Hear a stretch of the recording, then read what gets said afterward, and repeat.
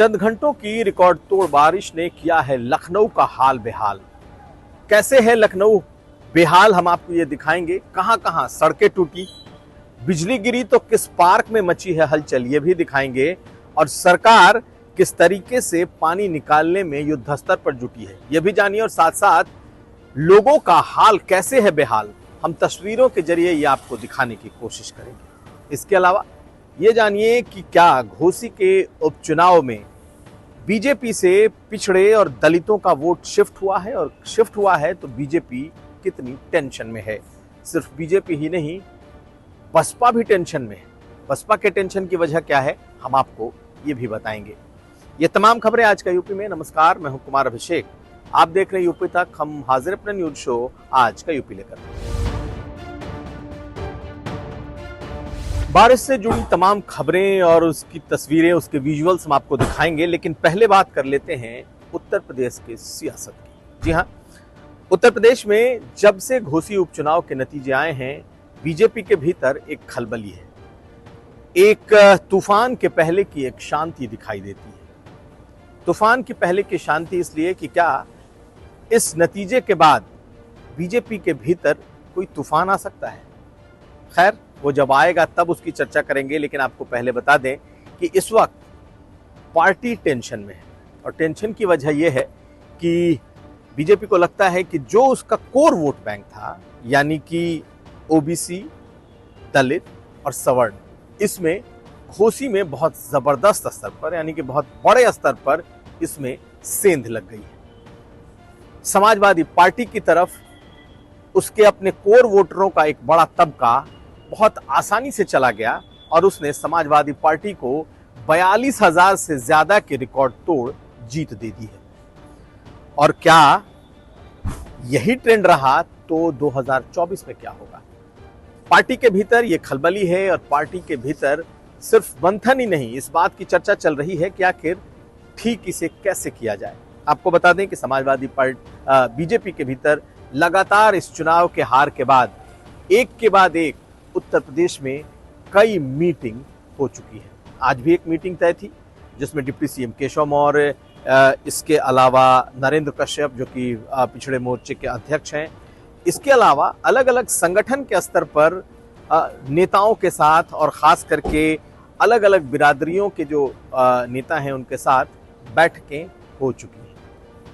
हालांकि अभी बड़े स्तर पर एक बड़ी समीक्षा होनी बाकी है, लेकिन इन बैठकों से एक बात साफ निकल कर आया है जिसने बीजेपी की टेंशन बढ़ाई है, वो ये कि दलितों का एक बड़ा तबका जिसने बीजेपी को वोट किया, और खास करके बीजेपी को उम्मीद ये थी कि अगर मायावती चुनाव में नहीं है तो उनका कोर वोटर उन्हें वोट करेगा, जिसने कि हाल के चुनाव में उन्हें किया भी है। वो वोट पूरी तरीके से समाजवादी पार्टी को शिफ्ट हो गया, और बीजेपी के लिए ये टेंशन बढ़ाने वाला था। राजभर, इसके अलावा चौहान, निषाद, कहा यह जा रहा है, हालांकि ये तीनों नेता इस बात के दावे कर रहे हैं कि उनके इन बिरादरी के वोटों में, जाति के वोटों में कोई टूट नहीं हुई, लेकिन सच्चाई यह है कि इन बिरादरियों में भी अच्छी खासी टूट हुई और वो समाजवादी पार्टी को गया। और सबसे बड़ी बात यह कि सवर्णों का वो वोट जो बीजेपी अपने पॉकेट का मानती थी, वो सबका सब का मतलब ये हुआ कि मेजॉरिटी, ज्यादातर वोट समाजवादी पार्टी को शिफ्ट हो गया। और इसने बीजेपी के भीतर एक तूफान मचा रखा है कि आखिर ऐसा क्या हुआ कि तमाम बड़े चेहरे, तमाम बड़े ओबीसी नेताओं और दलित नेताओं के रहते हुए बीजेपी न सिर्फ हारी बल्कि बहुत बुरी तरीके से हारी। सभी नेता इस बात को लेकर के चर्चा तो कर रहे थे कि ये बहुत ही क्लोज लड़ाई हो सकती है, बहुत ही फोटो फिनिश हो सकता है, लेकिन किसी को ये उम्मीद नहीं थी कि यह हार इतनी बड़ी हो जाएगी। और उस हार की सबसे बड़ी वजह यह है कि उनके कोर वोट बैंक का समाजवादी पार्टी में शिफ्ट हो जाना। लगातार पार्टी के भीतर बातचीत का दौर जारी है, बैठकों का दौर जारी है, और आपको बताएं कि चूंकि G20 में इस वक्त पूरा का पूरा दिल्ली दरबार, या यूं कहें बीजेपी का हाई कमान व्यस्त है।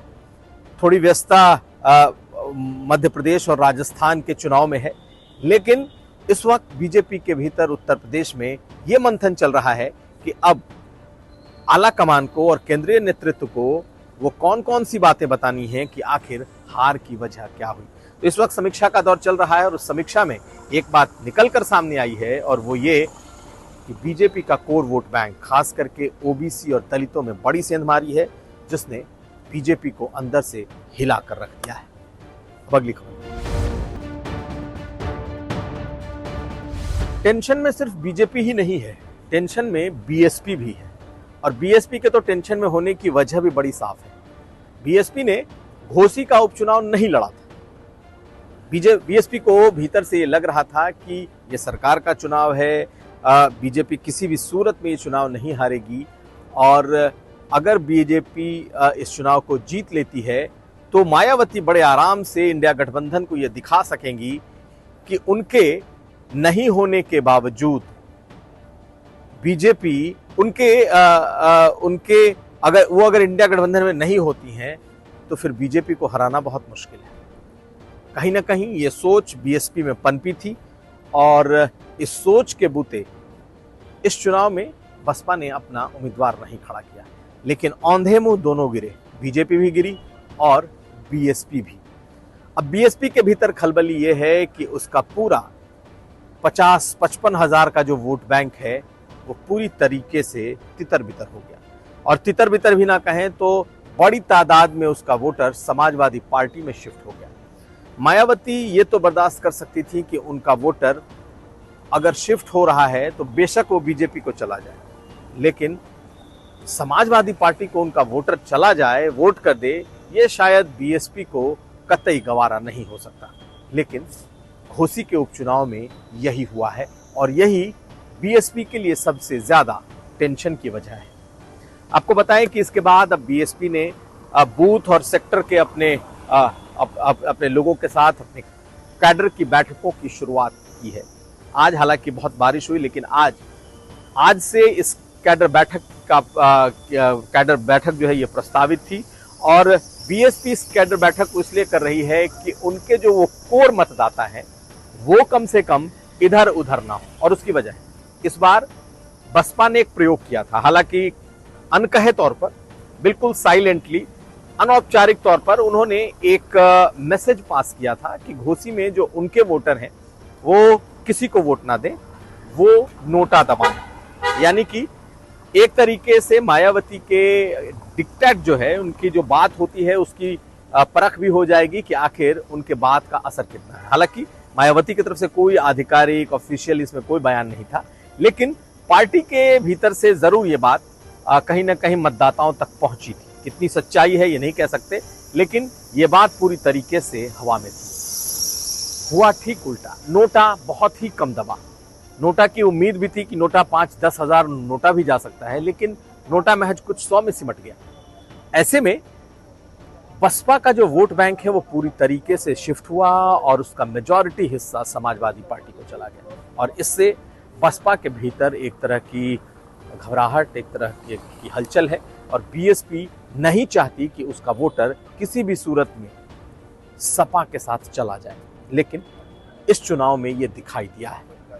ऐसे में अब बसपा अपने कैडर कैंप लगाने जा रही है और इन कैडर कैंप की शुरुआत वो हर एक चुनाव क्षेत्र में एक कैडर कैंप हर दिन लगे, इसकी कोशिश बीएसपी की चल रही है।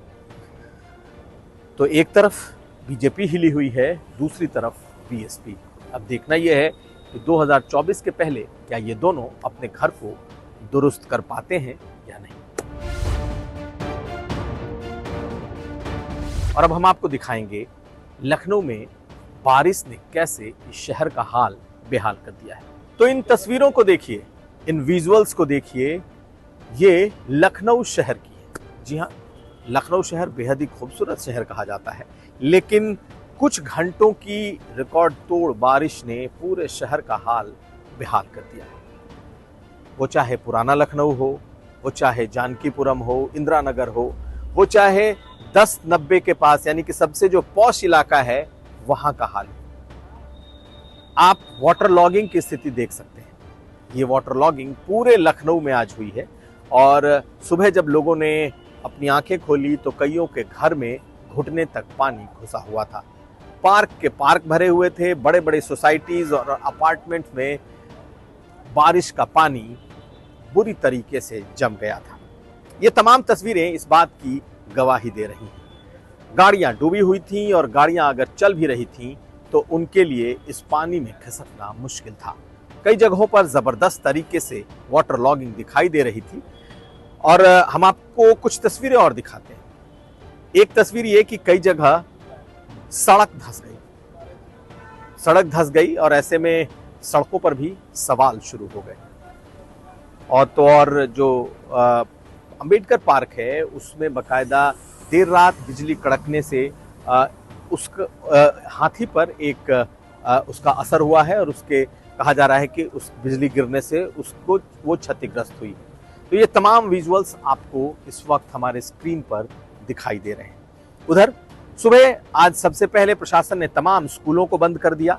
फरमान आया डीएम की तरफ से कि सभी स्कूल अगले आदेश तक बंद रहेंगे। कम से कम आज ये सभी स्कूल बंद कर दिए गए हैं और अगर बारिश की हालत सुधर जाती है तभी स्कूलों को खोला जाएगा, यानी कि कल का फैसला कल सुबह लिया जाएगा। प्रशासन ने आनन फानन में आप देखें तो जो रोशन जैकब हैं यहाँ की कमिश्नर, वो सुबह सड़कों पर दिखाई दी जहां जहां जल जमाव था। डीएम जो बैराज है गोमती का वहां खड़े दिखाई दिए क्योंकि पानी का स्तर न बढ़े, पानी के बढ़ते हुए स्तर को किसी तरीके से काबू में रखा जा सके। लोगों के लिए जो पानी निकालने की सुविधाएं हैं वो दिखाई दी। तो बड़े बड़े वाटर को सक करने वाले जो बड़े इक्विपमेंट्स हैं पानी निकालने वाले, वो शहरों में दौड़ते हुए दिखाई दिए ताकि जल्दी से जल्दी जल भराव को खत्म किया जा सके। तो हम आपको इन तमाम तस्वीरों के साथ इस वक्त छोड़े जाते हैं और आपको अंदाजा लगता रहेगा कि आखिर लखनऊ में आज बारिश ने क्या कोहराम मचाया था। तो ये था आज का यूपी। हम कल फिर हाजिर होंगे, तब तक आप देखते रहिए यूपी तक।